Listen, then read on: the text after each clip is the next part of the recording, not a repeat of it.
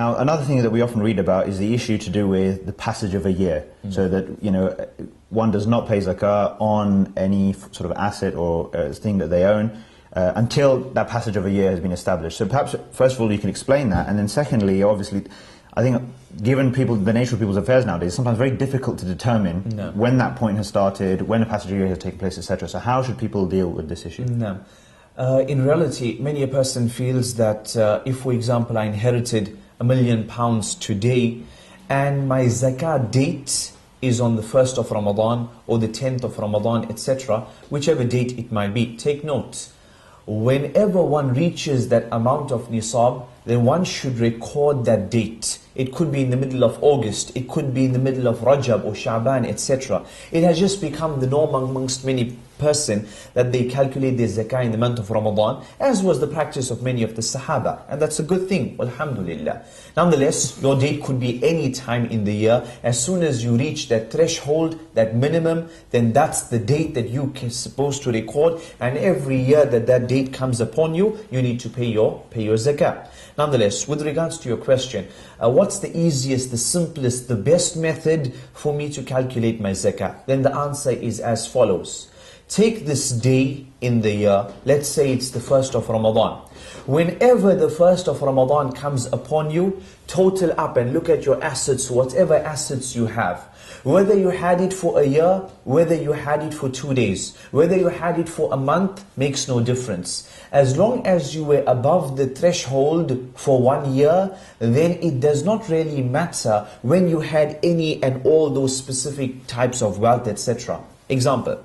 Brother Sulaiman has been above the threshold of the nisab for the entire year.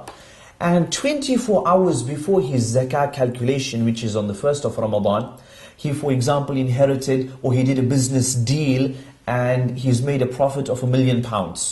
So he's got this £1 million now through this business deal and he's only got it for about 24 hours. Will he add it in his zakah calculation 24 hours later on the 1st of Ramadan? The answer is yes. Why? Because the yearly cycle is to do with your being above the threshold. It's not necessary that you need to have every piece of wealth, every cent, every dollar, every pound for 1 year. In fact, if the Sharia said that, Sulaiman, Brother Naseem, you need to take a calculator and you need to work out and keep record of every cent in your business till, etc. That's going to be taklif that we cannot ever take. So we pick a year, a date in the year. Whenever that date comes, whatever you have, even if you had it for an hour, 2 hours, as long as you were above the nisab for the entire year, then you pay zakah on that amount. Okay, and the last question maybe in respect to this is that, if somebody falls below the nisab, i.e. in the course of a year, maybe 8 months of the year they were above the nisab, but they had ins and outs, etc. But then something went wrong, they've fallen below the nisab, for example, then what do they do then? Everything resets, presumably. Everything resets once you reach the nisab again. So let's say, for example, the brother usually calculates his zakah in the month of Ramadan. A few months later, he went bankrupt and he had absolutely nothing. Or he just went below, he dipped below the nisab. Once you dip below the nisab, then you begin a new date. Once you reach the nisab threshold again, record this date. Let's say, for example, it's in the middle of Dhul Hijjah. So the 10th of Dhul Hijjah or the 20th of Dhul Hijjah is his new date.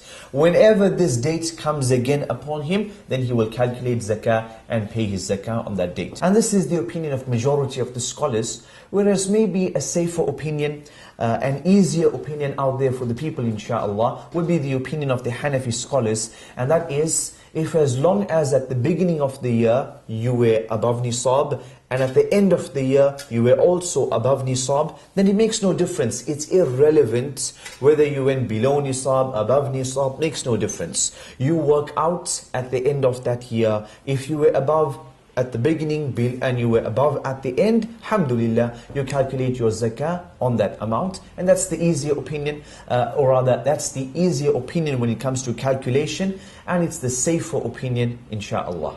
Inshallah, jazakumullah khair.